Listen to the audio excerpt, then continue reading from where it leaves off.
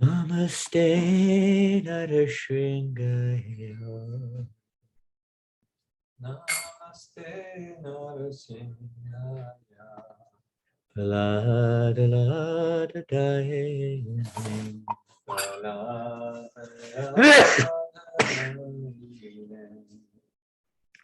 Hiranya Kashipo Vakshaha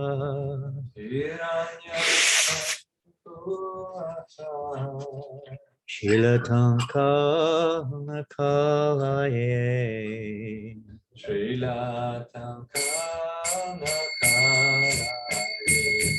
Ito Nashingo Pada Dona Shingo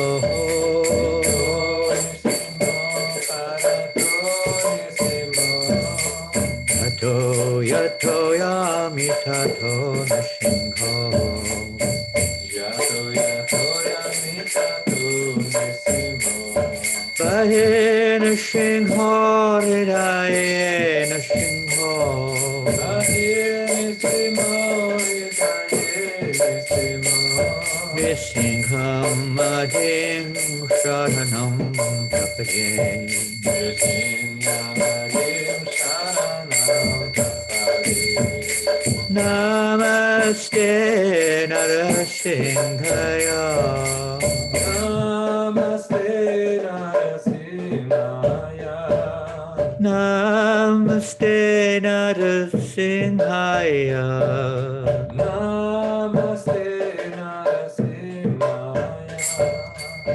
Tavakara Kamalavadena Kamadita Shingam Dalita Hiranyakashipu Kanobringam Keshavadrita Narahari Rupa Jajagadisha Hare Jaya Jagadisha Hare Jaya Jagadisha Hare Tavakara Kamalavadena Shringa Dalita Hiranyakashipu Dhanobringa Keshavarita Narahari Rupa Jai Jagadisha Hare Jai Jagadisha Hare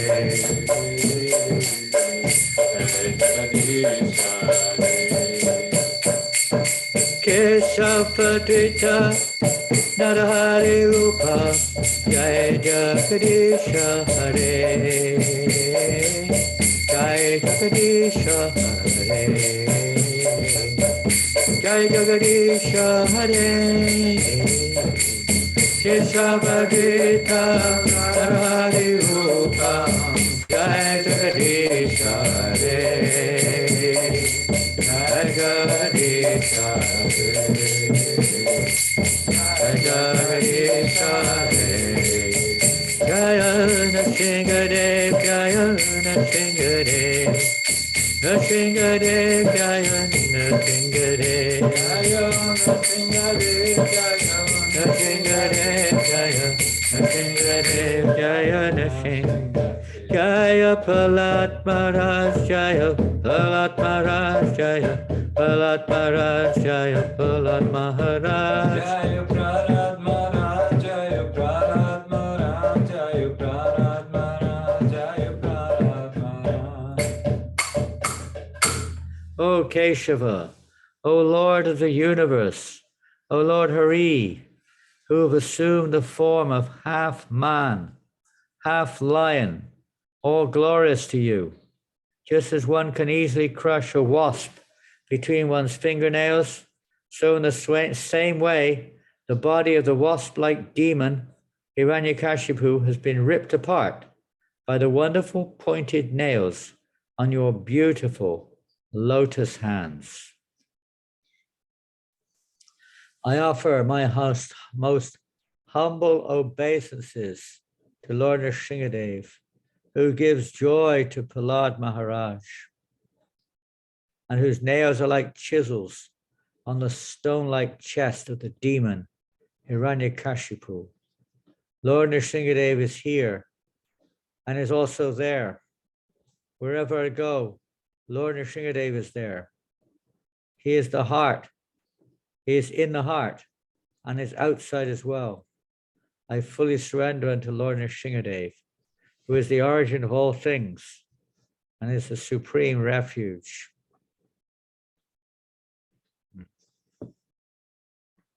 Oh, beautiful. Prayers to Lord Nrsingadev, how he is present wherever we are. And today we hope we'll enter into a little bit more remembrance of his significance and his presence in our lives, in his various moods. Namo Vishnu Padaya Krishna Prestaya Bhutale Srimate Bhakti Vedanta Swaminiti Namine Saraswati Devi Gauravani Pracharine Nivasesha Sanyavadi Pastachade Satarine Namaste Saraswati Devi Gauravani Pracharine Nivasesha Sunyavadi Pastachare Satarine Shri Krishna Chaitanya Prabhu Nityananda Shri Advaita Gadadhar Shrivasadi Gaura Bhakta Vrindam Shri Krishna Chaitanya Prabhu Nityananda Shri Advaita Gadadhar Shrivasadi Gaura Bhakta Vrindam Hare Krishna Krishna Krishna Hare Hare Hare Rama Rama Rama Hare Hare Hare Krishna Krishna Krishna Hare Hare Hare Rama Rama Rama Hare Hare Hare Krishna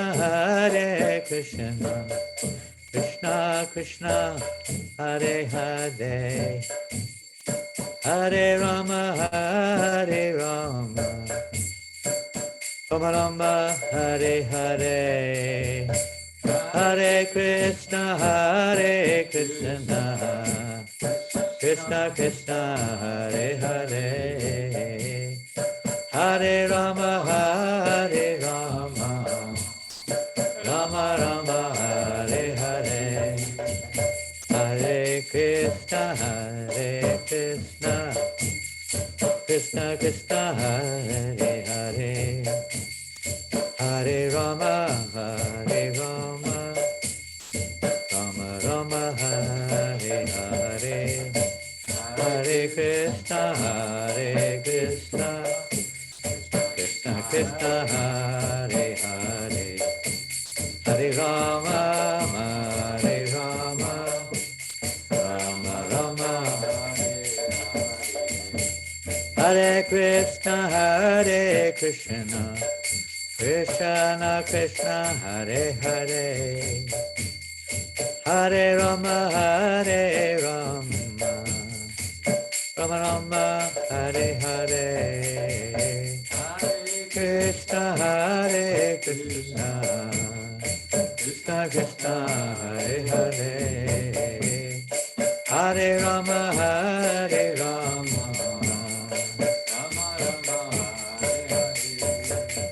Hare Krishna, Hare Krishna, Krishna Krishna, Hare Hare, Hare Rama, Hare Rama, Rama Rama, Hare Hare, Hare Krishna, Hare Krishna, Krishna Hare Hare, Hare Rama, Hare Rama,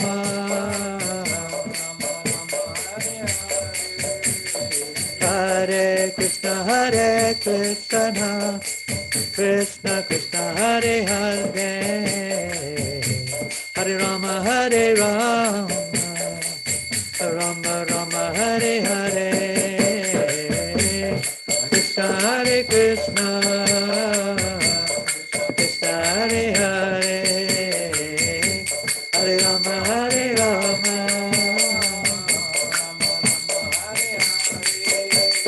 Hare Krishna, Krishna Krishna, Hare Hare, Hare Ram, Rama Hare Hare, Krishna Krishna, Hare Hare, Hare Ram, Hare Krishna, Krishna Krishna, Hare Hare, Hare Ram, Ram Ram, Hare Hare, Hare Krishna, Krishna, Hare Hare,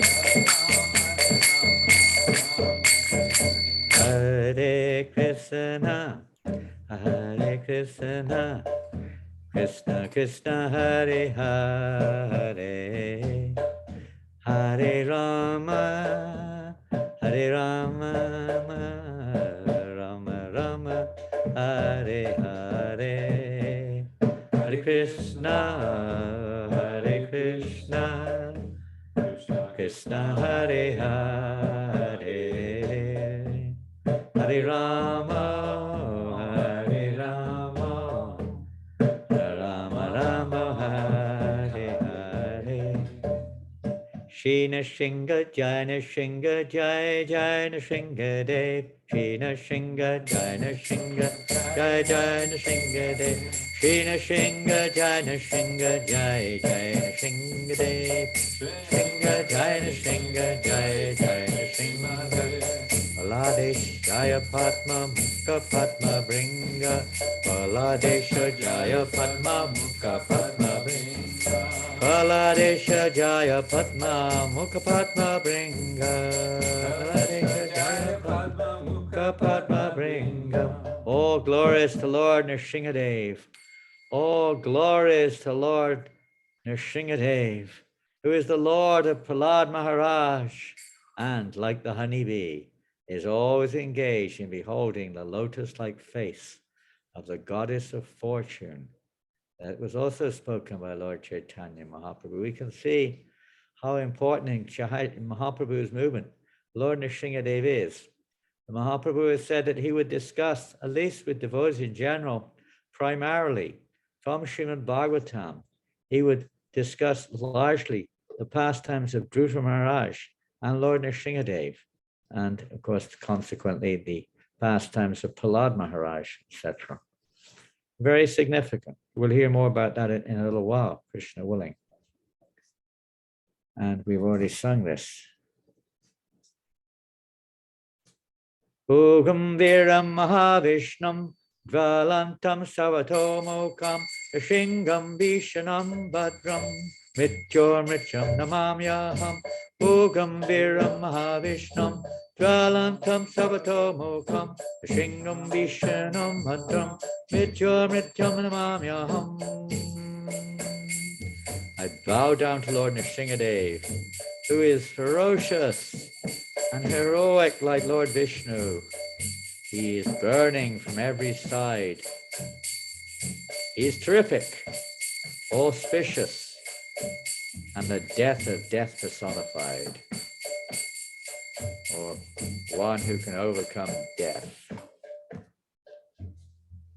Vagisha yasya vadane, Lakshmir yasya chavakshasi, yasyaste rahe samvit, Tam Nrsingham Maham Bhaje. Lord Nrsingadev is always assisted by Mother Saraswati, the goddess of learning, and he is always embracing to his chest the goddess of fortune, Mother Lakshmi Devi. The Lord is always complete in knowledge within himself. Let us offer our respectful obeisances unto Lord Nrsimhadev. Palada Vilayaladam Bhakta Vidya Vidaranam Sharadindu Ruching Vande Parindra Vadanam Harim. Let me offer my most humble respectful obeisances unto Lord Nrsimhadev, who is always enlightening Prahlad Maharaj within his heart, and who always kills the nescience that attacks the devotees. His mercy is distributed like moonshine, and his face is like that of a lion. Let me offer my most humble obeisances unto him again and again. These are from the commentaries of Sridhar Swami at the beginning of the Bhagavatam. Again, very significant that the authorized commentator on the Srimad Bhagavatam, right at the very beginning, beseeches Lord Nrsimhadev for protection.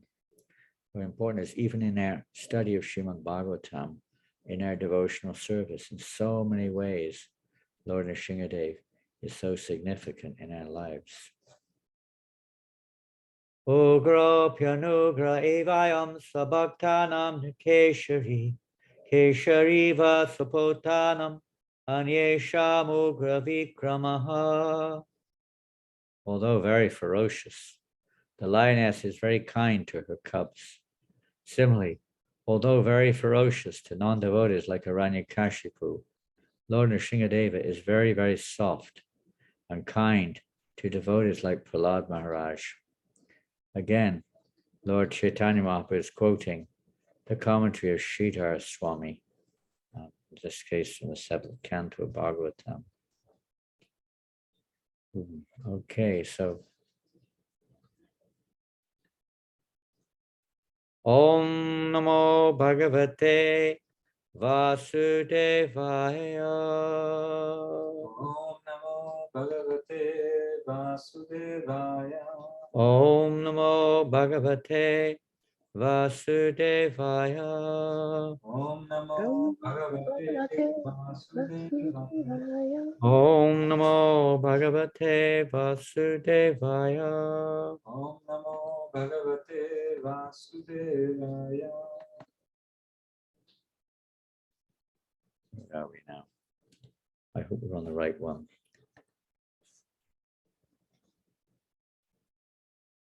So here is the, you could say, like a Bij mantra to Lord Nrsimhadeva, very significant in our devotional lives, this prayer of Prahlad Maharaj. We don't find it in chapter 9 of the, chapter 8 or 9, whichever it is in the Srimad Bhagavatam. We find this in the 7th canto, that is. We find this in the 5th canto.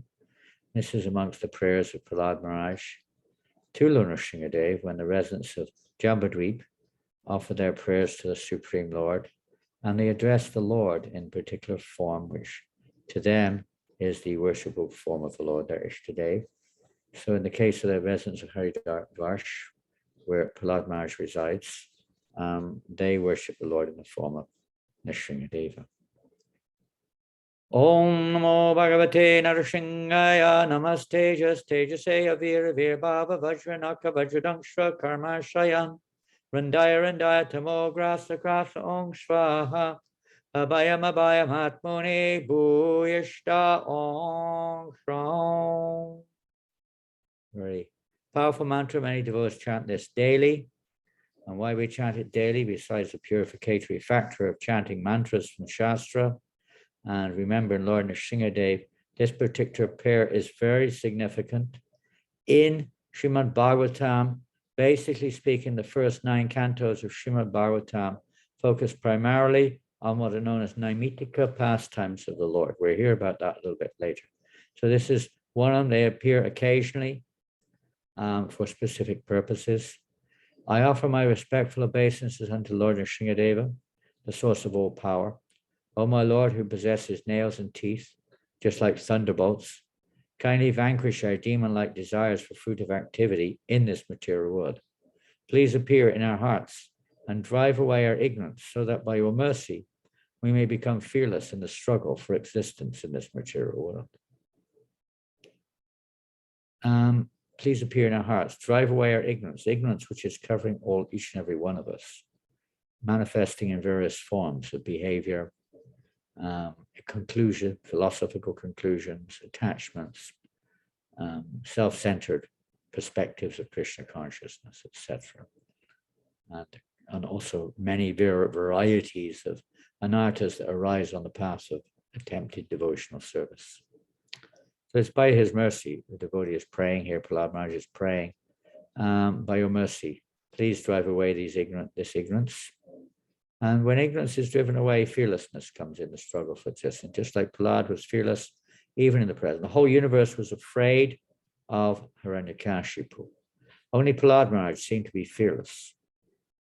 And of course, this was a source of great distress for Hiranyakashipu. His own son was the only one who was basically challenging him because he was fearless, because Lord Narasimhadeva was protecting him at every step in his, even as a small boy. But in our struggle for existence in this material world, it's very hard to be fearless. There's just no end of causes of fear because we're still influenced by ignorance. So it's Lord Narasimhadeva who can drive away ignorance. Just like we approach the 10th canto of the Bhagavatam, we go through 9 cantos. This is to gradually bring us to the point of completely taking shelter of the Supreme Personality of Godhead in his particular forms who appear to remove various obstacles on our path of devotional service. So particularly Lord Narasimhadeva. So the first thing, before we really talk about entry into you could say our eternal relationship with the Lord, it's not that Lord Narasimhadeva is not eternal, he is, but generally he opens the door to our eternal relationship, or I say opens the door, but removes any obstacles on the path of entry into our eternal relationship with the Lord. And all the other various forms of the Lord who we hear about in the first 9 cantos of Srimad Bhagavatam also play their specific parts, you could say. Just like Dhruva Maharaj, who is a common thing to approach the Supreme Personality of God, desiring material returns. And that pastime of Dhruva Maharaj and Prishnigarbha and how he was freed of his purpose for approaching the Lord, etc., is also very significant. And I can't go through each and every form of the Lord, but they all have their particular purposes in our approach or in our revelation of our spiritual, eternal spiritual relationship with the Lord, or attracting us in a particular way to the Supreme Personality of God, its eternal service. And without going through this, it's like everything in life, we have to go through preliminaries, we have to go through preparations before we reach our objective goal. So without going through these stages, then it is not possible to enter into the eternal pastimes of the Lord. In reality, we can hear about them, but we are just like spectators or just like passive hearers. But to enter into those pastimes, whatever they may be, as our eternal objective, one has to clear the heart. So this particular prayer of Prahlad Maharaj is a clearing prayer, to cleanse our hearts especially. And the more it's offered with, in this case, respectful, reverential, the first 9 cantos are primarily emphasizing a more reverential aspect. But that prepares us for the 9th canto then to enter into spontaneity more so in our devotional service. So this prayer is to cleanse our hearts. Now it's very interesting. Srila Bhaktivinoda Thakur has written 5 beautiful prayers in one of his texts called Sri Navadvip Bhava Taranga for receiving the mercy of Lord Narasimhadeva. These prayers are certainly assurance to all sincere devotees that the worship of Lord Narasimhadeva is purely in the line of aspiring love and devotion to Shri Radha and Krishna. Sometimes devotees, due to ignorance, due to sentiment, due to whatever it may be, misunderstand and say that what has this got to do with us? We're on the path of Raganuga Bhakti. We're on the path of Manjari Bhava. We're on this path and that path, but we're not. We may be following those who are, and we certainly aspire to reach that particular point, but we're still on the path of sense gratification. We're still on the path of not so much anukul, we still have a little pratikul or unfavorable. Let's say desires which are not really for Krishna still in our heart. So in order to remove those, anything separate from the Lord, anything displeasing to the Lord, Lord Nrsimhadev, who is an expansion of the Lord himself, is the Lord himself, is very happy and very, let's say, keen to remove those obstacles on our path, be they philosophical or whatever they may be. So these are some of the prayers, and this is by our Acharya, Srila Satchidananda Bhaktivinoda Thakur, who is, of course, in the mood of Manjari path. He's Kamala Manjari in spiritual realm. So we follow in his footsteps. So he's giving us the path which can lead us to our objective goal. As Nrsimhapali, some of you have been to Nrsimhapali in Navadvip. If you've been on Parikrama there, you may have visited this temple of Lord Nrsimhadev, where at the time when Lord Nrsimhadev killed Hiranyakashipu, it said that he came there after killing Hiranyakashipu to wash his hands, just like after a good meal or a good fight or whatever it may be, we may go to take a bath or wash or something or another. So he went there and he washed his hands. They were a little bloody, a little bit red, dirty, in the lake there. So now this temple is there to say honor that holy place of Lord Nrsimhadev, and it happens to be in Navadvip Dham. So there's the deity of Lord Nrsimhadev there in that place, Nrsimhapali. And these are the prayers of Bhaktivinoda Thakur. I wish we could sing. I haven't practiced, but it's a beautiful offering of Bhaktivinoda Thakur to Lord Nrsimhadev.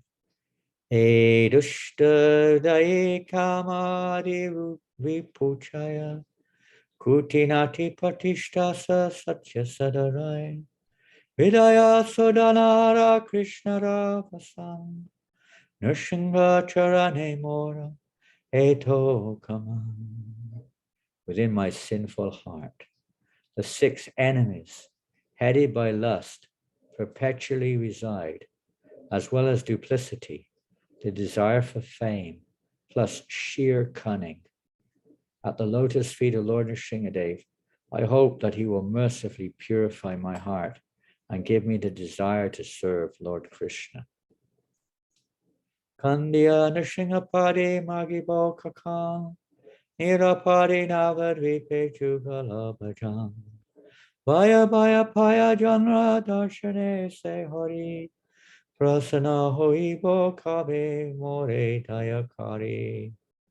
Weeping, I will beg at the lotus feet of Lord Nrsimhadev for the benediction of worshipping Radha and Krishna in Navadvip, perfectly safe and free from all difficulties. When will this Lord Hari, whose terrible form strikes fear into fear itself, ever become pleased and show me his mercy? Yadyapi Vishanamurti Dushtajiva Prati Phaladade Krishna Bhakta Jane Bhadrati Kaviva Prasana Hoye Sakripa Vachane Nevaya Karibe Muda Ankinchani. Even though Lord Nrsimhadev is terrifying toward the sinful souls, he offers great auspiciousness unto the devotees of Lord Krishna, headed by Prahlad Maharaj. When will he be pleased to speak words of compassion unto me, a worthless fool, and thereby make me fearless? Svachande Vaisohe Vatsa Shri Gauranga Dame Jugala Bhajana Ho Rati Ho Name Mama Bhakta Kripavale Vigna Jabedura Sura Chite Bhajo Radha Krishna Rasa Pura. He will say, dear child, sit down freely and live happily here in Sri Gauranga Dham. May you nicely worship the divine couple, and may you develop loving attachment for their holy names. By the mercy of my devotees, all obstacles are cast far away. With a purified heart, just perform the worship of Radha and Krishna, for such worship overflows with sweet nectar. Eboli kabe mora mastako para Sriya Shri Charana Harshi Daribe Ishvara Amani Jugala Preme Satvika Vikare Daraya Lutivo Ami Shri Nrsingadware. Saying this, will that Lord delightfully place his own divine lotus feet upon my head? I will experience sublime love for the divine couple, Radha and Krishna, and undergo the ecstatic transformations called Satvika. Falling on the ground, I will roll about at the door of Sri Nrsimha's temple. These are some prayers.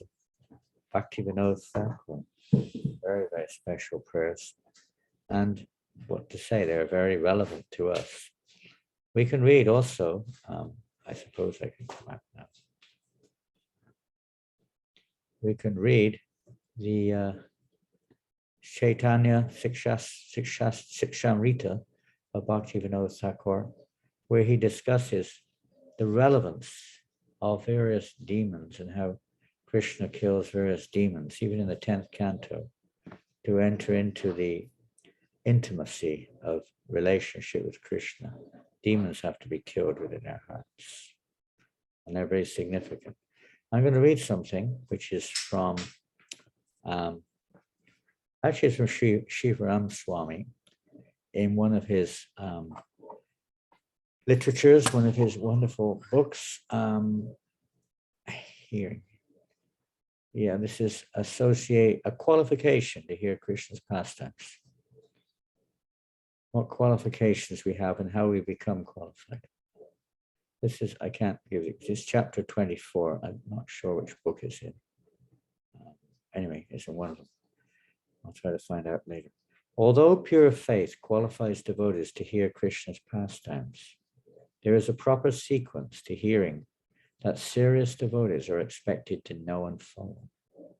Spiritual life is systematic, never whimsical, even at the spontaneous stage. There's a proper sequence of topics that leads to hearing about Krishna's pastimes, and a proper way to hear the Leelas themselves. These pastimes also have two divisions, the eternal Nitya and the occasional Naimitika, and different grades of devotees are meant to hear them in different ways. The term occasional pastimes refers to a pastime such as Krishna's taking birth in Mathura, his appearing in different incarnations, his killing of demons in and outside of Vrindavan, and any other pastimes that occur only during his Leela in the material world. There's no killing of demons in the spiritual world. There may be some fun up there. It's said that Yogamaya sometimes creates these pastimes, or the consciousness that demons are there, as I said there, and the mood is set of the fun, which is experienced, the intrigue. But there are no demons in the spiritual world, obviously. So when the Lord actually, when these pastimes take place in the material world, they're known as Naimitika pastimes. His killing of demons. So his eternal pastimes, so they're in the material world. The eternal pastimes refers to his tending of cows, playing with his friends, dancing with the gopis, delighting his parents, enjoying other pleasure and sports that take place during the day, the 8 pairs, the Astakaliya Leela, etc., in the spiritual world. It is necessary to hear both types of pastimes if one wishes to develop Krishna prema. We can't jump over. The occasional pastimes clear impediments from the heart, and the eternal pastimes enable devotees to taste the mellows of pure devotion, or at that stage maybe attract our attention. We need goals in our lives. Actually speaking, without goals, we cannot make progress. There has to be a goal. It's not just about cleansing the heart. That's not very exciting. It's not much to aspire for. Well, it's something, but it's not anything really positive. We may end up Mayavadis or just simply voidists or something. Now, that's not our goal. We're trying to awaken, praying, Krishna prema, love of God. So certainly we have to, as Prabhupada said that, like with the nectar devotion, we have to read, even if we don't understand it fully. We may not be qualified to enter into the majority of the topics concerned in the nectar devotion, but just by hearing them attentively or submissively, we become purified. And we know what our goal is, at least. Select that. Until devotees reach the stage of ecstasy, they should especially hear and contemplate the significance of Krishna's occasional pastimes. Thakur Bhaktivinoda recommends the purposeful hearing of the occasional pastimes. Purposeful hearing. That's in the Sri Chaitanya Sikshamrita. And I don't have it, unfortunately. I'm in Paris, I'm not in New Mayapur. I just returned after 7 weeks in the traveling in the UK to France. So we're in Paris for 5 or 6 days. Tomorrow we return to New Mayapur.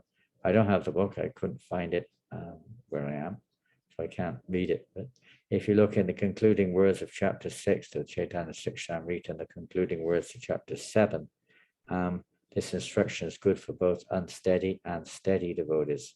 For example, the occasional pastimes of Krishna's other incarnations, found in the first 9 cantos of Srimad Bhagavatam, guide devotees to better understand the challenges facing their spiritual lives. We find if we read carefully, in that Chaitanya Sikshamrita, we find Bhaktivinoda Thakur is also one by one analyzing each of the demons killed by Krishna in Krishna Lila and how they represent various anarthas. Well, Lord Narasimhadeva himself, he's, let's say, the form of the Lord who comes to kill ignorance itself, to kill sense gratification, this propensity of sense gratification, manifested as a personification, you could say, of just about every anartha you can think of around the Kashipu. I don't know if there's an anartha which he's not expert at. Most expert, you see, Anartha Acharya. I don't know if any devotee has that name, Anartha Acharya Das.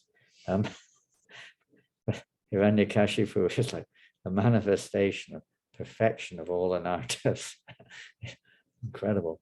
No one's so expert as he, but still, and he even thought about cunningness. I mean, we just heard cunningness, how Lord Narasimhadeva thwarted all of his endeavors to think that he could make himself immortal. No one can kill me. I am immortal. I am undefeatable. I am God. No matter how clever we think we are, Krishna is clever. This is one thing. Lord Narasimhadeva, without breaking any of the promises given by Lord Brahma, was and fulfilling all the requests of Hiranyakashipu, still Lord Narasimhadeva was able to kill him, rip him asunder. So we may, whatever attachments we may have, whatever pride we may have, Lord Narasimhadeva can rip them asunder if we're lucky. We may not want it. And if we're very fortunate, we get the blessings of devotees sometimes. And by the mercy of Lord Narasimhadeva, we may be cleansed. I'm just going to share screen again for a minute. When the heart becomes cleansed, naturally, one will be, what is this? Okay, next one. And again, Lord Prahlad Maharaj prays in the 5th canto of Bhagavatam. A very beautiful prayer. Now, once one heart is cleansed, we can follow in the footstep, one, of course, of a pure soul. One whose heart is, the pure heart is basically, let's say the basic characteristic of a pure heart is pure compassion. Pure compassion being a very broad subject matter. It's not just for some suffering living entities in this world, which is of course part of it, but it goes much deeper, much deeper than that. It's compassion of realization. Compassion really means how to increase Krishna's pleasure. If only we could increase the pleasure of Krishna, the pleasure of Radharani, like that. So this is a beautiful prayer in that regards. Spastyas Dastu Vishvasya Kala Prasidatam Jayantu Bhutani Shivam Mitodiyam Manasya Badram Ajatadadhokshaje Aveshatam no Matye Yomituki. May there be good fortunes throughout the universe, and may all envious persons be pacified. May all living entities become calm by practicing Bhakti Yoga. For by accepting devotional service, they will think of each other's welfare. Therefore, let us all engage in the service of the Supreme Transcendence, Lord Sri Krishna, and always remain absorbed in thought of him. That's not my stomach, if you can hear something else. There's some gurgling in the background going on. Maybe it's Lord Narasimhadeva. He's starting to gurgle. He's getting hungry. Be careful. So, okay. Those are just some little preliminaries there of the importance of hearing Lord Narasimhadeva pastimes. Is understood that anyone who hears these pastimes of Lord Narasimhadeva is very, very fortunate. Let's see, it's a beautiful verse. It's a beautiful verse. I don't know if I can find it. I might have just removed it from my screen. Which describes the benefits of hearing the pastimes of Lord Narasimhadeva. Now, anyone who hears this can awaken to pure love of Godhead. It's very significant. I'm sure you've been hearing many, many of these pastimes over the last few weeks, and specifically the having killed the demon Hiranyakashipu and all of his demon cohorts. Not just one, but many demons were also killed by Lord Narasimhadeva. They approached him in throngs of demons, attacking him, associates of Hiranyakashipu. And that we have to find in our devotional service. All the time, it's like anarthas are coming. And by taking shelter, Lord Narasimhadeva, they can be destroyed. And then naturally, our prayers, just like the prayers of Prahlad Maharaj, notable prayers spoken by Prahlad, become much more and more relevant and realized. I'll just read one prayer of Lord Narasimhadeva. This is I think it's from the section you suggested. I probably missed it. I wasn't aware that was what we were going to be reading today or discussing today on Bhagavatam exactly. I knew it was something to do with Lord Narasimhadeva Katha. So this is from the 7th canto, chapter 9. And here we find Prahlad Maharaj praying. This is text number 8. Prahlad Maharaj's prayers. He fixed his mind. Basically, we can only fix our mind when those anarthas are killed. And by hearing these temporary pastimes of the Lord, because we're living in a temporary world, the temporary coverings of the soul can be removed. So then our minds can be fixed on our goal. He fixed his sight upon Lord Narasimhadeva with full attention, in complete trance. With a fixed mind, he began to offer prayers in love with a faltering voice. Prayers with love. There's no selfish motivation, no material contamination in his prayers. Prahlad Maharaj prayed, how is it possible for me, who have been born in a family of asuras, to offer suitable prayers to satisfy the Supreme Personality of Godhead? Even unto now, all the demigods headed by Lord Brahma and all the saintly persons could not satisfy the Lord by streams of excellent words. Although such persons are very qualified, being in the mode of goodness, then what is to be said of me? Prahlad says, I am not at all qualified. Well, of course, the mentality of a pure devotee feels himself not qualified.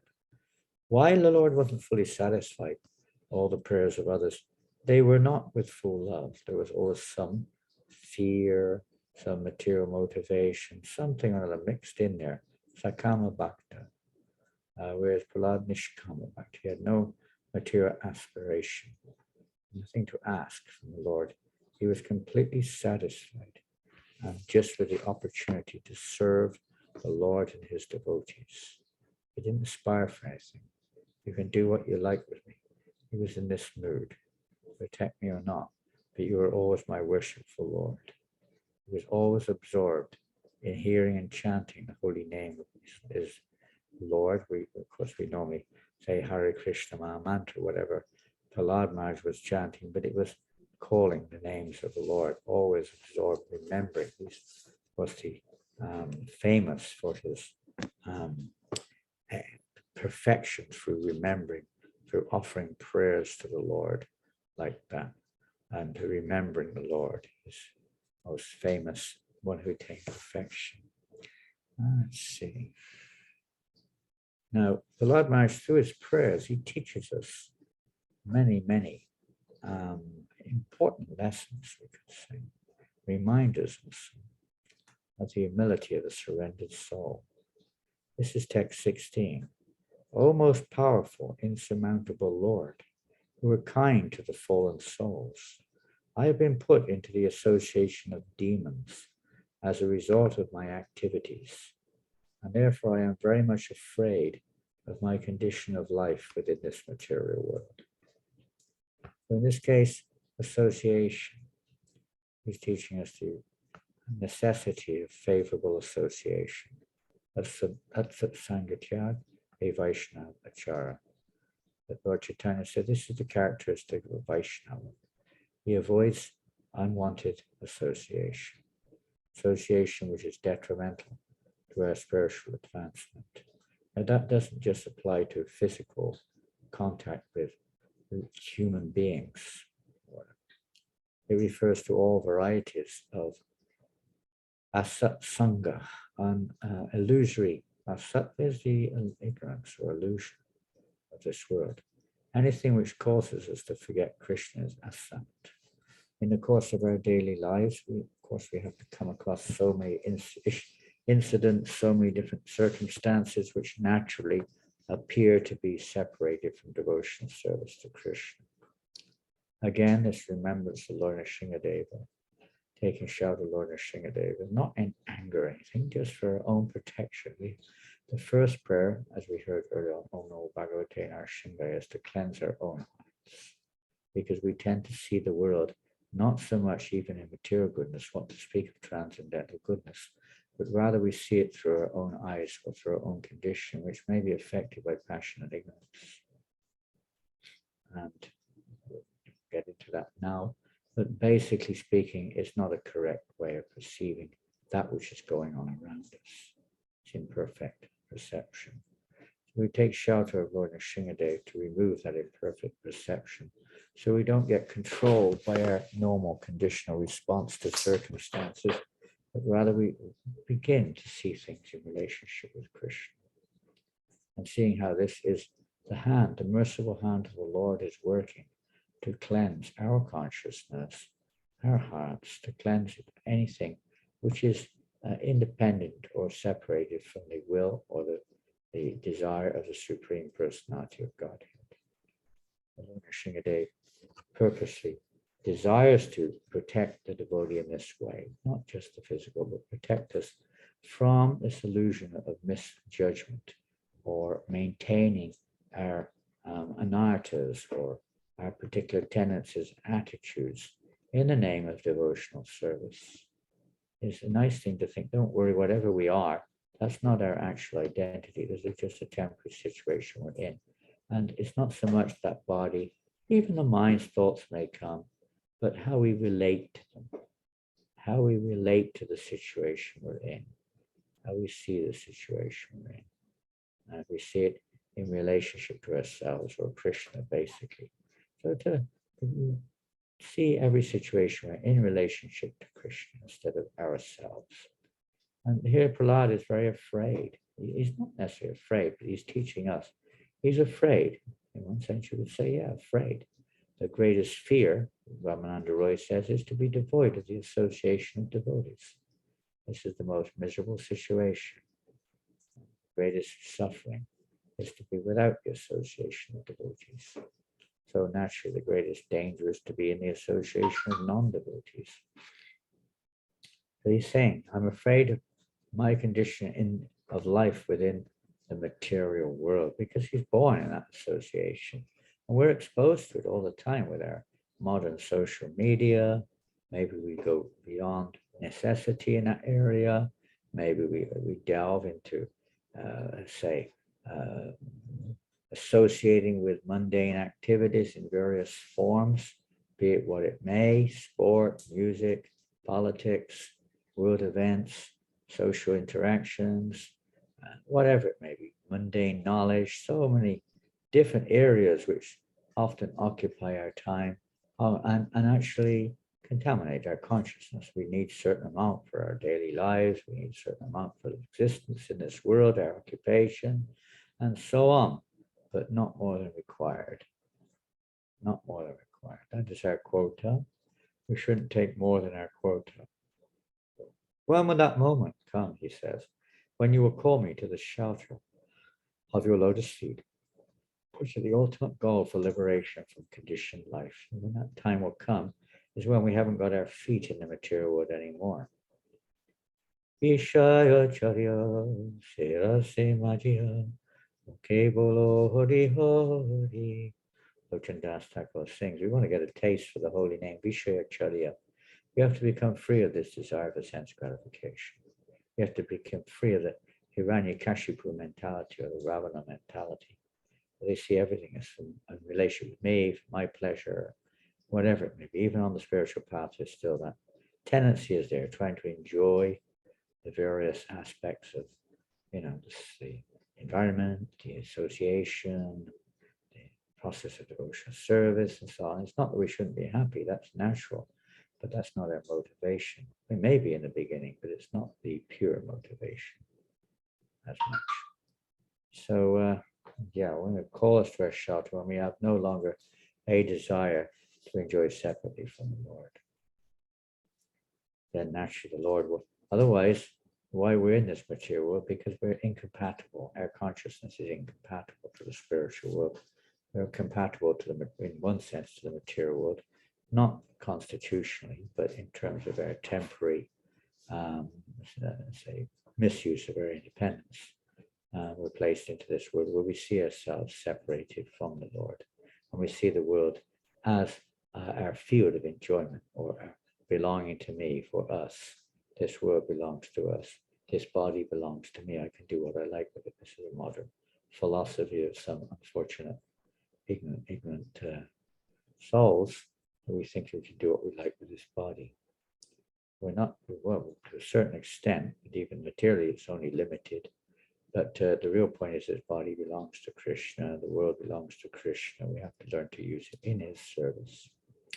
And when that mentality starts to not just be there theoretically, but in reality, and we practically apply it in the process of devotional service by following in the footsteps of somebody who is freed, we can say, from material inebriety, then naturally our heart becomes Nivritatashir Bhikimana Bhavushati Chotamano Gutama Shloka Gunana. But that then naturally our attraction towards hearing the subject matter of Krishna Katha will be cleansed. When we hear it, will be pure, will awaken rather. When we hear the subject matters from those who are pure, those who are freed of all material attachments, etc., it has this effect of removing that bhavarog, or those knots within our heart, those illusions within our heart. Vishaya Charya Kave Shuddha Habe Mon Kave Hama Heravo Shri Vrindavanam. This beautiful song, Narottam Das Thakur, glorifying Lord Chaitanya. And if we want, through the mercy of Lord Chaitanya, one can, of course, by his grace alone, one can enter into Golok Vrindavan or attain Krishna Prema.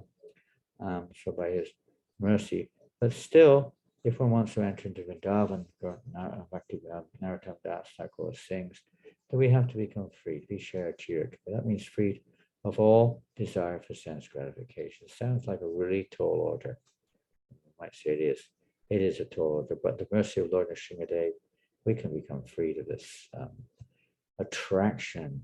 It seems impossible sometimes. We're so conditioned to our upbringing, to our identities, to our accumulated desires and so on.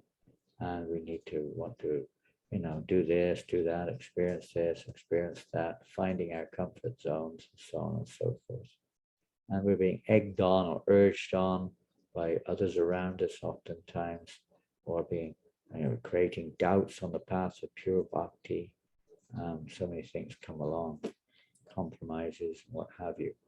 So seems like an almost impossible task, but by remembering Lord Chaitanya, by the mercy of Lord Narasimhadeva's protection, it becomes possible. Not just possible, Krishnadas Kaviraj says it becomes very easy if we're actually remembering Lord Chaitanya. Well, how easy it may sound.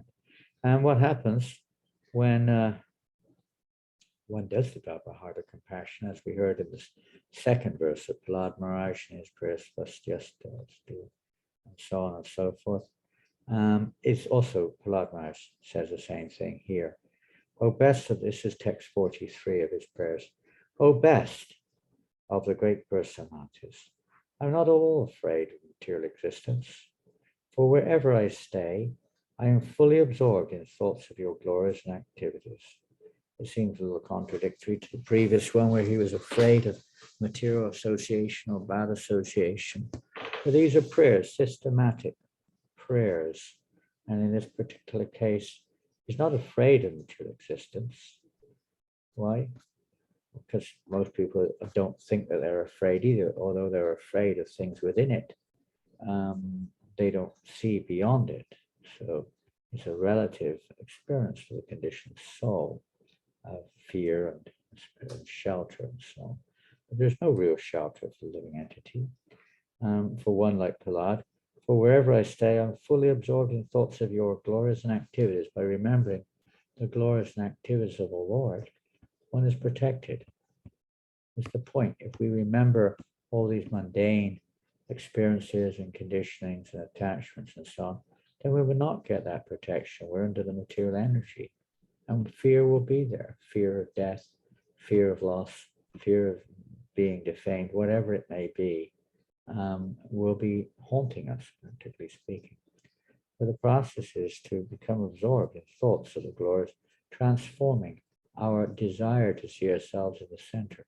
By glorifying the Supreme Personality of God, or hearing these pastimes, Lord Narasimhadeva, etc., then this fear will gradually subside. My concern is only for the fools and rascals. So when he was free to that, then their concern is so-called, what is that? The only anxiety of a devotee is the fact that others are in anxiety, paradukha dukhi, that they have on their own account, no desires in this world, nothing to fulfill. Their only concern is the suffering of other living entities. Otherwise, they have nothing to do with this world. It's just like a dream. It's a passing phase. We're on a journey, we're passing by. Why become attached?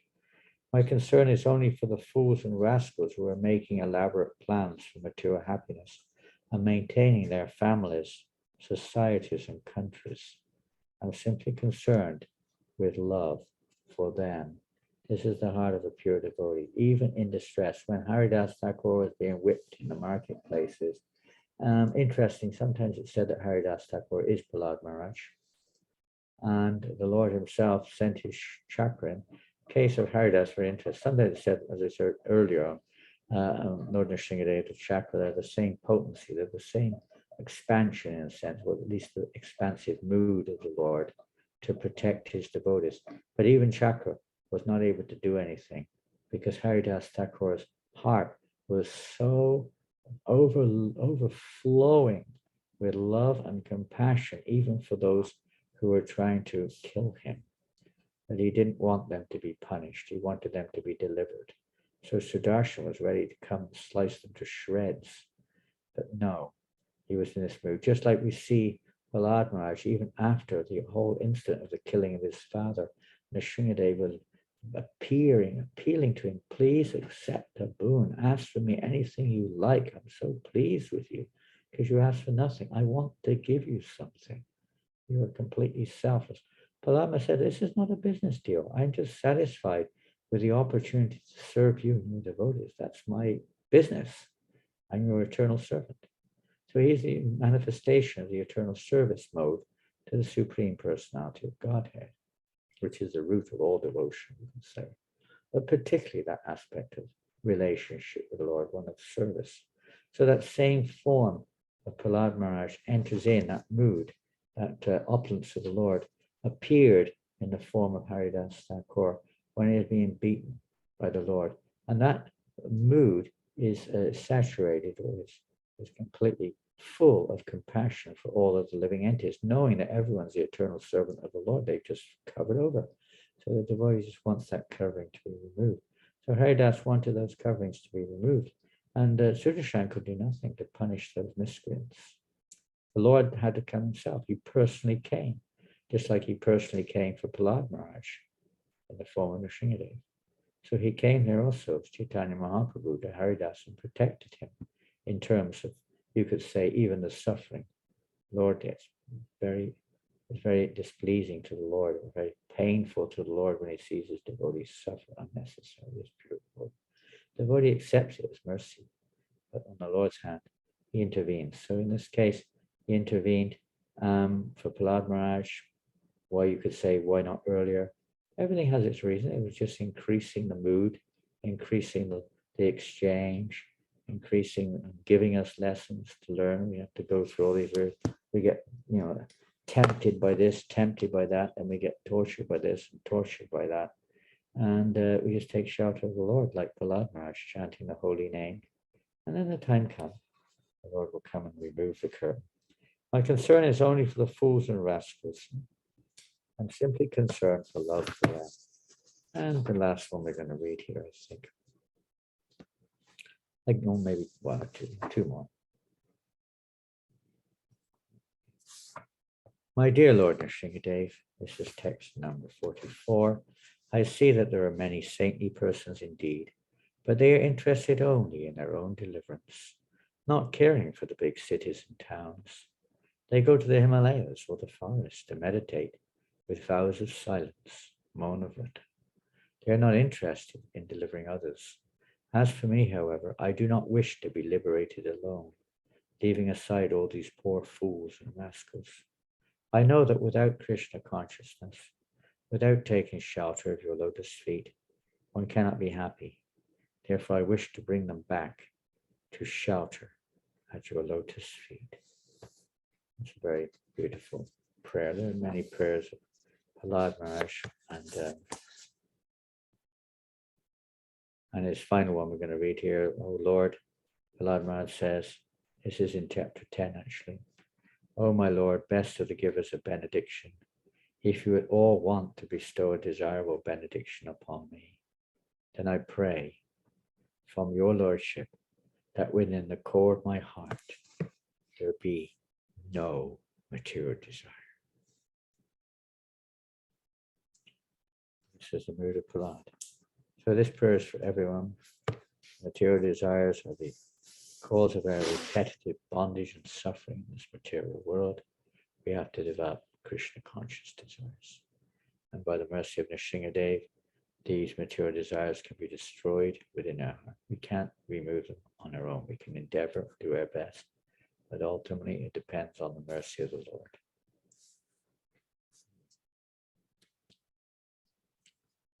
Hare Krishna. So our time is up, and thank you very much. If there are any questions on whatever little was discussed today, well, I don't know, I'll try to share if I can. How does it work? Thank you very much, Maharaj. Prabhu or Madhupati Prabhu, how does this work now? Do you speak the questions, if there are any, or does Yes. it go on chat? Does it maybe it goes on chat? Thank you very much, Maharaj. Hare, The- thank you. I'm sorry. Or you can put in the chat. Didn't go the way you wanted, probably, but anyway, somebody learned something, I hope, or imbibed something there. I hope we're not all feeling like going out now to the pub and drowning our sorrows, or watching the TV or something like that, just to recover from the last hour or whatever it may be. I hope not. If it is like that, then I hope you all take serious shelter of chanting the holy name or studying Bhagavatam. So if that happens, that will be some benefit of my being with you for the last hour. If it helps you to, There's a question. Which are the most important prayer to chant daily? There's something on chat here. It's from Maharani. Maharani is off the coast of America. She is in Bermuda. a little island off the coast of America. She lives there. Really needs how important it is. It's a simple question, very simple and very, very significant. Which are the most important Narasimhadeva prayers to chant daily if we are pressed for time? Well, we have the ones Prabhupada gave us, of course, the standards, isn't it? Namaste, Narasimha, Palada, they're the most standard. And you can sing them anywhere. Let's face it, we can be walking along the road there. You can sing those. It's nice. You know, many of our acharyas have put the philosophy and put the prayers also into song. It's so much easier and it's so much joy. We need a little bit of, we're not on that transcendental pleasure platform of experiencing the pleasure of Krishna exactly. We still do have these mixtures. So the Lord knows that. And he comes in various ways, making devotional service very pleasing. So you get great pleasure singing. It's a fact. I mean, materially speaking, you see happy people, they're usually singing. Sad people maybe too, but their songs are usually a bit down and out, depressing almost. But it's happy. Devotional service is meant to be Shanti Chodra Manticha is happily performed. So in Kirtan, Prasadam, so many happy ways are there. And it's just a matter of changing our attitude towards them, that's all. It just takes some time. But it's meant to be joyfully performed, so you can joyfully sing Namaste prayers, as we call them. Other prayers to Lord Narasimhadeva, I think you make your choice, whatever you wish. I chant Om Namo Bhagavate Narasimha Namaste. I'm chanting it forever, but I'm still attached to the material desires, so I suppose. I'm not chanting sincerely, but I like chanting that prayer. Om Namo Bhagavate Narasimha Namaste, Tejas Veera Veera Baba Vajranaka Vajranaka Karmashan. And I often chant it in the bathroom when I'm taking a shower in the morning or at that time of the day, start the day, and remembering Lord Narasimhadeva. You choose whichever you like. I think there are many on the internet with good use of the social media. I think there are many lists of various prayers. You can go for the prayers of Prahlad Maharaj in the Bhagavatam 7th canto, read them and choose yourself. Because what happens is at certain stages of our growth in devotional service, different prayers become more relevant. They seem to take more relevance than others. Everything's like that as we grow. Different. It's not that the other one becomes irrelevant, but it's another one becomes more relevant at a different stage of our devotional service. Everything in devotional service has that nature. It's a progression, systematic progression according to the situation we're in. So according to the consciousness, we're on the level of our maturity. Different pastimes are more relevant too. Different aspects of the philosophy. We don't jump to the end of the Gita, for instance. We may be very much still involved in Karma Mishra Bhakti or mixed devotional service. So we take the third chapter of Gita, fifth chapter of Gita, various chapters which help us to, synthesize our materialistic attachments with the practice of devotional service and how to purify ourselves. The same in prayers to Lord Narasimhadeva.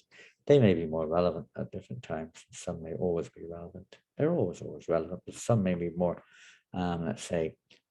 seem to be more specific at that time. So you choose. Whatever, if you have limited time, you choose the one which is relevant. Check them all out.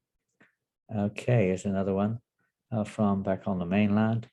When can our anarthas or self-centered aspects of our nature be dovetailed and transformed?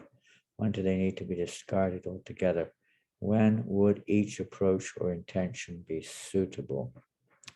Most things can be dovetailed. When they can be rejected is when we're ready, I guess, if they're necessary to reject. But the process of devotion, the Bandha Krishna Sambandha Uchate, is not to reject something that can be used. Most things can be used. It's a matter of how. And things which are unfavorable, especially at a particular point of time. I mean, pure devotees can practically use anything in Krishna service. They're not affected by it. So when things affect us in such a way that it, literally disturbs our enthusiasm, it disturbs our sadhana, then we need to question. You can inquire from other devotees around you who may know more about the details of the specific situation as to how to approach that. But most things can be dovetailed, even sexual desires which of course are the biggest bondage in this world, can be purified by properly dovetailing the urges in a devotional way. It may take some time, but it can be done. So we lose our attraction for trying to enjoy sex in the material world, separate from trying to satisfy Krishna's desires. So yeah, they can be channeled. Other things, well, you have to see. It depends what they are, really. If one is smoking marijuana, or I hope you're not smoking marijuana still, but if you are, you might say, how is that possible to dovetail in the service of the Lord? Well, I don't want to get into details there, but it depends what level of advancement we're on. Everything is possible. But generally speaking, we give up these things, these four prohibitions, these four regulative principles. We try to avoid them. But at certain stages, even there, when Prabhupada was in San Francisco, and Janananda Prabhu asked him how he can preach to the drunks, because Janananda Prabhu was very compassionate devotee, and he would give everyone a chance to engage in service. And Prabhupada so simply, knowing that they can't give up their liquor just like that, or even if they do something else. He said, when they drink their liquor, just tell them to say, thank you, Krishna, for the taste in this wine, or whatever liquor it is, and say, Hare Krishna. That's their dovetailing at that point of time. Depends what level we're on. Different things naturally are given up at certain levels. So usually in the associate, the Lord in the heart sometimes, which always does, but sometimes we don't recognize it, but he'll inspire us also. And the association grows around us. The danger is to give things up when we're not ready to give them up. Imitation.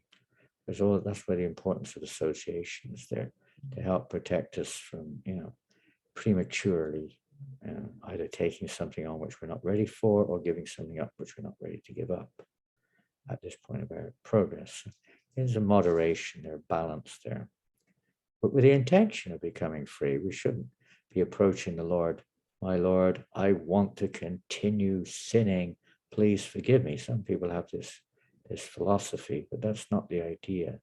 We recognize we're repentant, a repentant feeling that we may have our, hangovers, etc., from previous past lifetimes or this lifetime.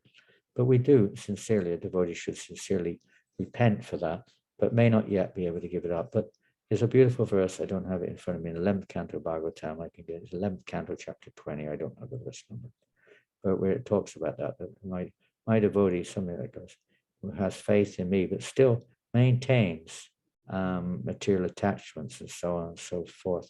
Anyway, I have to read the whole thing, I can't verbatim it, but continues to engage in my devotional service.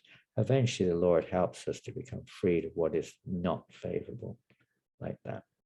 It's not like a mechanical thing that you've got a list of things, and at this point of time, after 2 years, 3 days, 15 minutes, and 10 seconds, you give up this. After 6 years, it doesn't work like that. It's when a living entity grows, it's natural. As a child growing naturally, it does no longer poop in its pants. Sometimes it happens because of other reasons, but usually a 15-year-old boy or girl is not pooping in the pants anymore. He doesn't wear nappies anymore. He gives it up, or various behavior patterns are changed as we grow. So naturally, as we grow, various things naturally, we don't even recognize there are anarthas in the beginning or unfavorable things, and neither does the spiritual master necessarily point it out because we're not ready for it. He encourages a child, yes, very good, well done, well done. You came top in the book marathon, all glories to you, blah, blah, blah. But ultimately, what is that? Top. We're the bottom. We're the servant of the servant. But in the beginning, that recognition sometimes is required from them. Ultimately, we don't want recognition. We don't want all these things. But to encourage sometimes the Lord, as I say, facilitates it. It'll come. And the Dina. Anything else out there? Is that all from New York? You're intelligent people over there in America. We're not so intelligent over here. You should have lots of questions. Maybe you know all the answers. You don't need to ask a fool for any answers to the questions.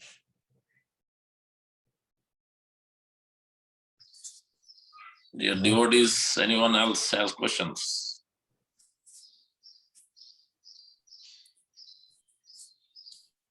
Just like now we're having challenges in New Mark. Well, some of you may be aware of it. It's always a challenge. It's always and it's a favorable one in a sense because it's things which need to be done anyway. But the local authorities are now demanding that we have to fix up certain aspects of New Mayapur. Otherwise, they won't let us continue to operate as a public place of worship. So there's many things which have to be done. They're extremely expensive. And we don't know yet how we're going to get over it, but we're trying. There's lots of apparent obstacles on the path. So maybe it's another good chance to take shelter of Lord Narasimhadeva. We're not transcendental, so we take shelter of the Lord who appears in this world to help people like us who need help. We tend to make so many mistakes. We're very weak. So Lord Narasimhadeva is super powerful in comparison. Amritananda Prabhu has a question, Maharaj. Pardon? Amritananda Prabhu has a question. Anupam Prabhu has a question. Where is he? I don't see it. From USA, Anil Shabbat. There's many things. Where is your question? Is your question on the internet? I don't see it. If your question's on the internet, then I'll answer it. Hare Krishna. Kashipu mood. Is your God in this pillar? Maharaj, please accept my humble obeisance. Please accept my humble. Please, everybody, please accept my humble obeisances if you're there. Thank you for being there. Hare Krishna. Yes, Anupam. Amritananda. Amritananda. Sorry, I couldn't hear clearly. No Amritananda Prabhu, Haribol. Haribol, Maharaj. First off, Maharaj, it's such a pleasure seeing you and hearing from you. And thank you so much for your time, Maharaj.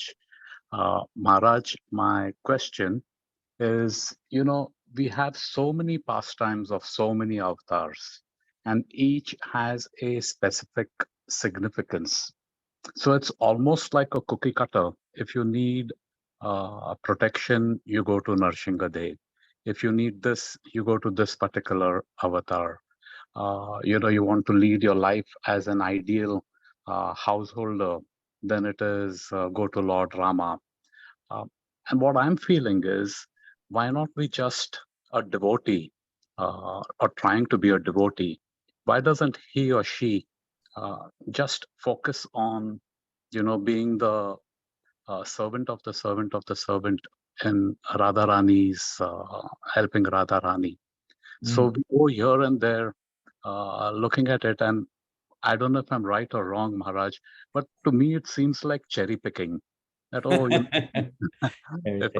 going not on bad. They're pretty good cherries, though. They're not bad. They're very good cherries. Yes, Maharaj. So if you could please help with this thought. We read Shiva Maharaj mention in the beginning of that, that excerpt which I read anyway, that yes, if one has firm faith, if one's faith is pure, completely pure, then certainly there's no need of any other, you could say, endeavor. The holy name, everything is there.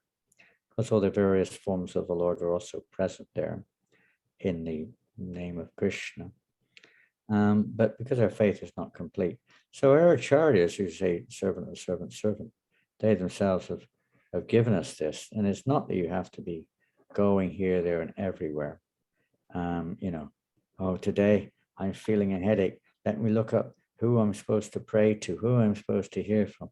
Oh, today I have a desire for sex life or something. Who will help me? It's not you have to go like that, no doubt. But we do study the Shastras under the direction of the pure devotees. This is you could say, practically speaking, the point. And if we're attentive very quickly, if we're sincerely attentive, then here in these pastimes does have this unique effect on preparing us so we have our real faith in pure bhakti awakens in our heart. So it is important that we go through, like in the Bhagavad Gita, many times we hear also, why are you reading Bhagavad Gita? That's for beginners. Well, what can I say? I'm not going to say anyone that's not a beginner, but generally we are beginners at some point of beginning something. We're at some stage of beginning, And in Bhagavad Gita, every stage, even this morning, we were partially studying Mamana Bhava Mad Bhakto Madhyaji Mam Namaskuru this morning, to be always engaged in thinking of the Lord. How you think of the Lord, that depends. But to be always thinking of the Lord. So I want to get too mental about it. I have to go here, there, and everywhere. But because today's subject matter is Lord Narasimhadeva and Srila Prabhupada amongst all the avatars, let's face it, and Lord Chaitanya also amongst all the various forms, amongst all the avatars, for those aspiring for pure Shuddhanam Bhakti, Lord Narasimhadeva stands out as the most significant of all the expansions of the Lord. I personally don't have any doubt about that. And even Lord Chaitanya Mahaprabhu himself emphasized the importance of Narasimhadeva in our devotional line, because yes, all the other various anarthas can be killed by Lord Narasimhadeva, and our real desire can awaken within our hearts. If there's some specific trouble which is really, really bothering us, we don't have strong faith, you can inquire about any particular thing. Sometimes devotees chant Narasimha Kavachas, Narayan Kavachas, this thing, that thing, the prayers of Queen Kunti, and different things which attract us at a certain point of time. You don't have to force it. It should be more of a kind of natural thing. We hear them all, and it's a step by step. We may have to hear them 100,000 again and again and again, because we still haven't got it. We still haven't caught it. We're still stuck somewhere.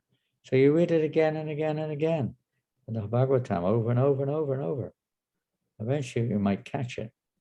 We might catch it straight away. If your faith is absolute, you've caught it already.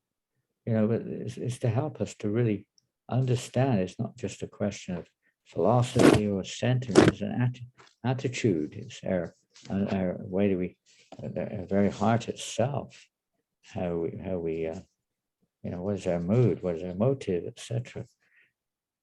Can change in a second, but it usually takes a while. And by reading over and over again, and this is the process. This is the process. But Lord Narasimhadeva has a specific, I could say, aspect in our sadhana, in our devotional line. That's why his picture's on the altar. You generally don't see any other avatar pictures except for on specific days on the altar. But Lord Narasimhadeva is always on the altar. He's always there. We chant his pranams every day. We don't do that for anyone else.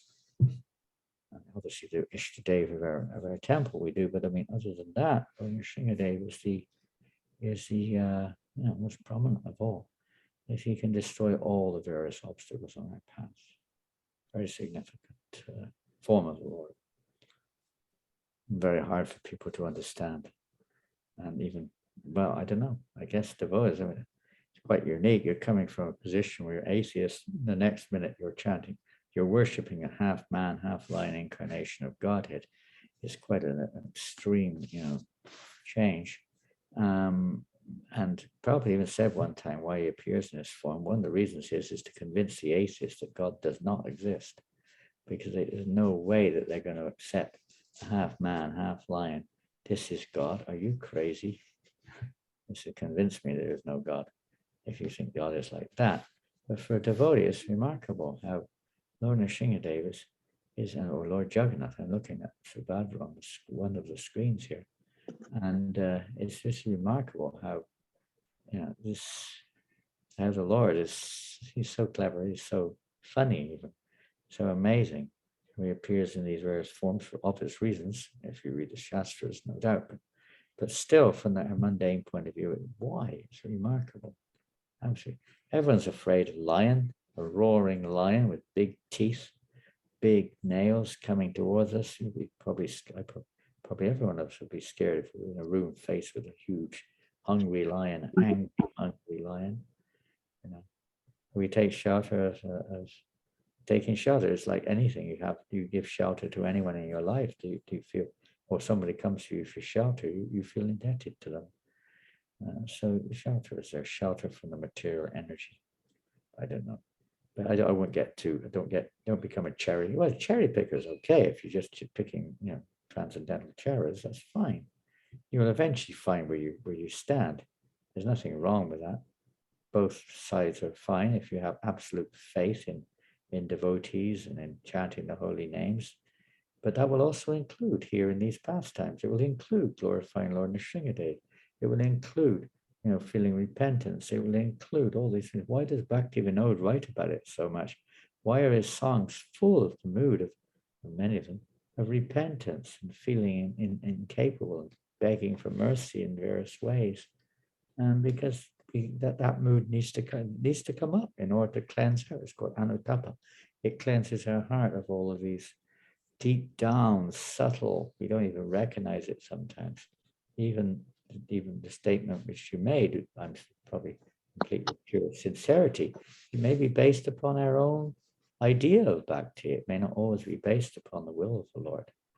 It may be. So that can be, also has to be cleansed out until we come to the stage of Shuddha Bhakti, Shuddha Nan. Okay. Hare Krishna. I don't know how many more questions we can take. There's a few more. Yeah. In the chart, Maharaj. Is here. Where? By hearing, I'll try to be quick with these. By hearing the glories of the wonderful deeds of some devotees, this is from France, regarding the service they do, sometimes feelings of envy arise in the heart. How to transform this destructive, isn't it? A common thing. Sometimes we become envious when someone's doing very well. We wish they weren't doing very well, or we hope they have some problems. Sometimes I can speak from my own experience, you could say there. Well, what to do? This is a big anartha, very big anartha, which I could say, I suppose I'm a victim of this, very much so, very proud. It's a sign of pride. How do we kill pride? How do we remove pride? Well, prayer, try to serve that devotee, revealing of one's mind and confidence, studying shastras which are relevant to it, and intently praying that we'll become free of this. How did Raghunath Das describe this mentality? Was it the earring of an ass or something? I can't remember. One of his prayers. It's really, but it affects everyone, more or less. We really have to take shelter of the holy name, take shelter of the devotees, and pray that we not be overwhelmed. You can read the pastimes of the Lord, even of Krishna, Bhagavatam, different pastimes where these manifestations of this wanting to see everyone down, the Dhanakasura, for instance, how he was in that mood. He was in the mood, didn't want anyone else to taste those fruits in that forest of Talavan. He wasn't even tasting them himself, but he was so greedy, self-centered like that. Pained when someone else would try to take those fruits. I think other demons were probably even better examples of that. But here in the killing of the pastimes, trying to reflect on it, seeing it, applying it to ourselves, a little self-reflection there. Understand it also when devotees are making advancement is very good fortune. If we get their association, we may be also advanced. Look at it positively. It's great they're advancing because now I have their association, they're advancing. And I can also, by their association, have more of a chance to advance. When an intelligent verse, which you refer to, is this the verse? I don't know what we're talking about here. Oh, here it is. 11th canto. When an intelligent person engages constantly in worshiping me, through bhakti as previously detached, no, it's not. If you bring the 11th canto from there, Gora, has it got the 11th canto, chapter 20 up there? I think it's chapter 20. I might be able to find it. Pardon? You have the 11th canto, Rohini? So I don't know which part. Is there only one? Chapter 20.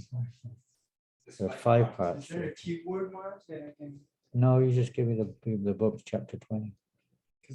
Oh, no, you won't be able to find it. I think it's 5 parts. I have the whole verse if there's a keyword to search. Faith. Faith. But that's probably 101 references to faith in the 11th canto. It's a great verse. I tell you, I still have, but I was having problems in my spiritual life many, many years ago. Okay, here's one. That's maybe it. Can I put it the other way around? Will it go the other way around?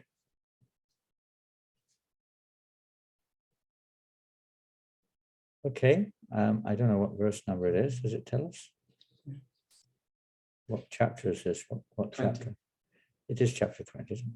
Chapter 20, 11th canto, text 8. Is that the one you've got up there? No, it's not. Okay, this is 11. 28. If someone other, by good fortune, one develops faith in hearing and chanting my glories, such a person, being neither disgusted with nor very much attached to material life. I don't understand it. Yes, Maharaj, that's the verse I think.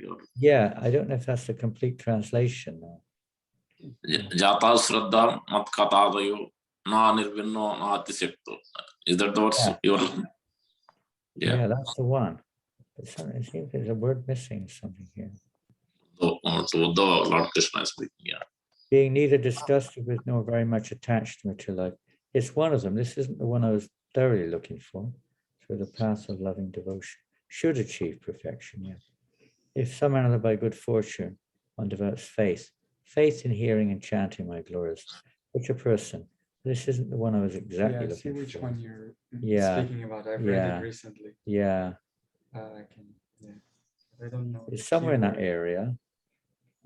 Anyway, I'd have to look again, wouldn't I? Yeah, somewhere around here. It's such a nice verse. Anyway, I'll just mention that when I was going through some difficulties, we're always going through difficulty in one sense, but some years ago, my godbrother Bhakti Maharaj, because it was when 11th Canto was, of course, one of the last ones to be translated, and or later ones, not last, but one of the later ones.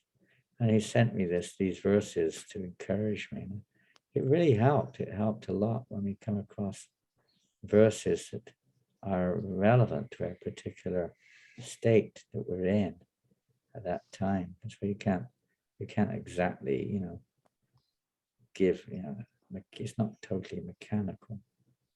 Anyway, maybe you can find different verses like that. I can't find it right now, but that was one related one we just heard, of course.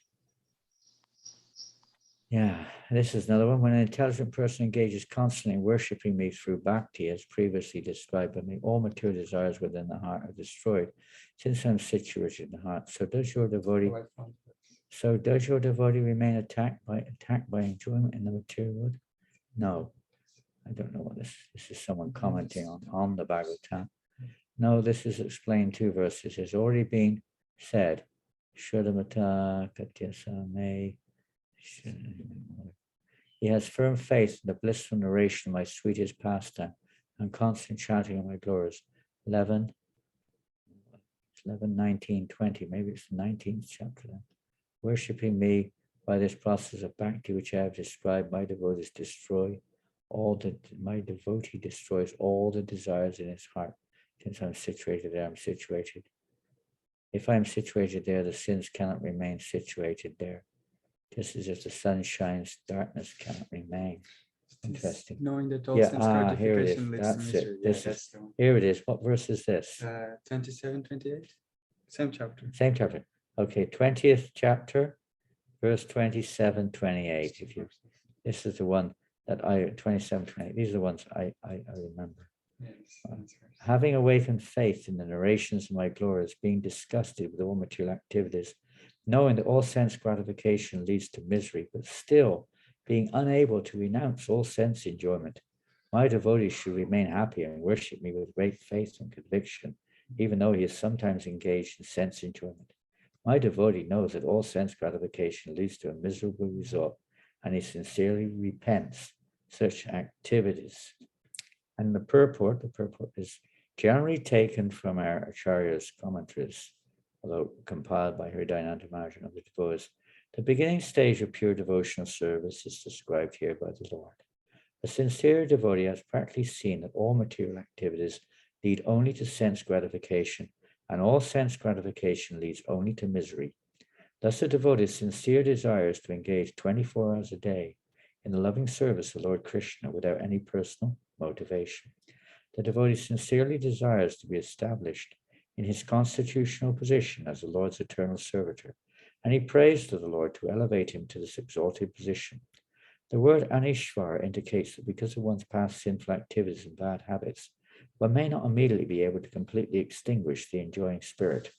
The Lord here encourages such a devotee not to be overly depressed or morose, but to remain enthusiastic and to go on with his loving service.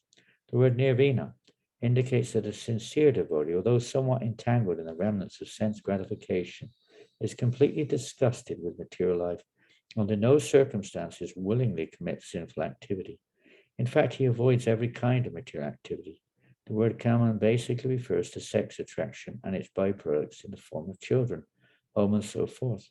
Within the material world, the sex impulse is so strong that even a sincere candidate in the loving service of the Lord may sometimes be disturbed by sex attraction or by lingering sentiments for wife and children, because we're going to a little higher platform here.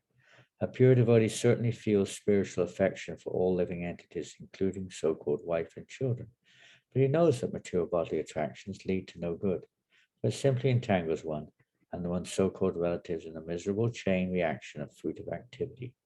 The word dridnishchaya, steadfast conviction, indicates that in any circumstance, a devotee is completely determined to go on with his prescribed duties for Krishna. Thus he thinks, by my previous shameful life, my heart is polluted with many illusory attachments. Personally, I have no power to stop them.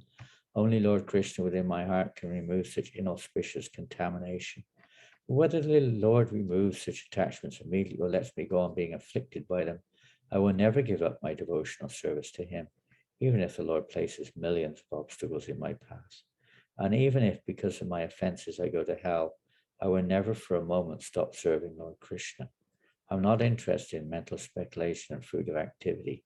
It's kind of a meditation, that's because we may still be attracted, but this helps to solidify us with the correct attitude in dealing with whatever attachments we have, whatever shortcomings we may have, you could say.